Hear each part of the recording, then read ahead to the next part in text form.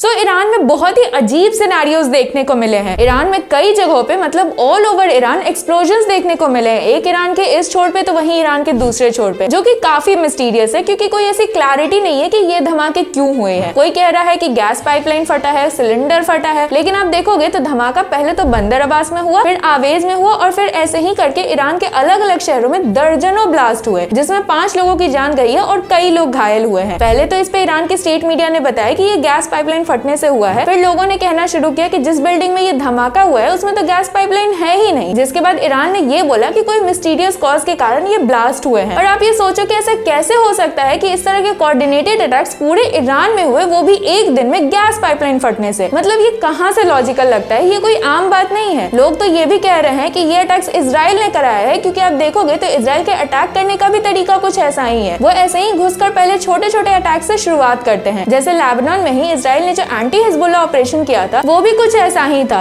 Lebanon और Syria के कुछ पार्ट्स में ऐसे ही अचानक से दर्जनों पेजर्स जो कम्युनिकेशन के लिए यूज किए जाते हैं और वॉकी टॉकीज अपने आप फटने लगे थे हिजबुल्लाह को टारगेट करने के लिए। वैसे ही ईरान में भी पहले इजराइल ने टारगेटेड अटैक्स किए हैं। तो अगर ये सच भी होता है कि इसके पीछे इजराइल का हाथ है, तो इसमें कोई आश्चर्य की बात नहीं होगी। मोसाद ऐसे अटैक्स प्लान करने में माहिर है, पर अभी के लिए इजराइल पूरी तरह से मुकर रहा है कि उन्होंने ये अटैक्स नहीं करवाए हैं। वैसे ही शक यूएस पे भी जा रहा है, क्योंकि आप देखोगे तो यूएस और ईरान के बीच वैसे ही टेंशन चल रहे हैं। किसी को नहीं पता कि यूएस कब अटैक कर दे ईरान पे, पर अभी के लिए यूएस ने भी इन अटैक से जिम्मेदारी नहीं ली है। उन्होंने इस पे कोई कमेंट्स करने से ही मना कर दिया है, पर मुझे जहां तक लगता है कि यहाँ कुछ पॉसिबिलिटीज हो सकती है। हो सकता है कि ये अटैक्स इजराइल और यूएस ने कराए हो, पर ईरान यहाँ इसलिए इस बात को दबा रहा है ताकि थोड़ी बहुत भी शांति जो ईरान में आई है वो फिर से ना भड़क जाए। क्योंकि आप देखोगे तो अगर ईरान इन छोटे मोटे अटैक्स पे भी कोई बड़ा एक्शन लेता है या खूब हल्ला मचाता है कि ये अटैक्स इजराइल ने किया है, यूएस ने किया है, तो बहुत चांसेस है कि यूएस इसी का बहाना बना के एक फुल स्केल वॉर ही शुरू कर दे। और भले ईरान बोलता है कि वो यूएस के छोटे हो या बड़े अटैक्स को भी वॉर मानेगा, पर वो अच्छे से जानता है कि यूएस से भिड़ना उनके लिए अच्छा नहीं होगा, इसलिए वो कुछ चीजों को टाल रहे हैं। वैसे तो यूएस ने ईरान की तरफ आर्माडा भेज दिया ना, आर्माडा का मतलब यहाँ फ्लीट ऑफ वॉरशिप से है, और यूएस धीरे धीरे करके तैयारी भी कर रहा है। वहीं ईरान भी अपना नेवल एक्सरसाइज कर रहा है, जिसको लेकर भी यूएस ने ईरान को बोला है कि ये एक्सरसाइज संभाल करके ही करने के लिए, कोई चूक हुई तो उसका नतीजा भुगतना पड़ेगा। इसलिए दोनों ही साइड्स अपनी पूरी तैयारी में है, कोई यहाँ पीछे हटने को तैयार नहीं है। पर ट्रंप का कहना है कि ईरान बातचीत करने को तैयार हो गया है। ट्रंप के हिसाब से ईरान ने कई बार उन्हें कांटेक्ट किया है बातचीत से सब सुलझाने के लिए, पर जहां तक बात रही ईरान की, तो हाँ, भले ईरान बातचीत करने को तैयार हो गया है, पर वो झुकने को तैयार नहीं है। ईरान के फॉरेन मिनिस्टर ने साफ बोला है कि हम बातचीत करने को तैयार हैं, पर ईरान के मिसाइल और न्यूक्लियर प्रोग्राम बातचीत का हिस्सा नहीं होंगे। और यूएस यहाँ चाहता ही क्या है, ईरान के न्यूक्लियर प्रोग्राम को बंद कराना, इसलिए बातचीत का कोई मतलब नहीं बनता। ईरान अपने न्यूक्लियर प्रोग्राम से कोई कॉम्प्रोमाइज करेगा नहीं और यूएस उसे बंद कराए बिना मानेगा नहीं। ओवरऑल अभी के लिए तो सब कुछ शांत है। इन अटैक्स को ना ईरान ज्यादा फ्लैश पॉइंट पे लाना चाह रहा है, ना ही यूएस या इजराइल। पर यहाँ ये भी हो सकता है कि ये कोई थर्ड पार्टी का काम हो आग में घी डालने के लिए। बहुत चांसेस है कि ये किसी और ने ही अटैक्स करवाए हो ताकि ईरान इस पे भड़क के कोई एक्शन ले और ईरान और यूएस के बीच एक फुल स्केल वॉर शुरू हो जाए। सो इस वीडियो के लिए बस इतना ही। सब्सक्राइब करना मत भूलना। मिलेंगे नेक्स्ट वीडियो में। जय हिंद।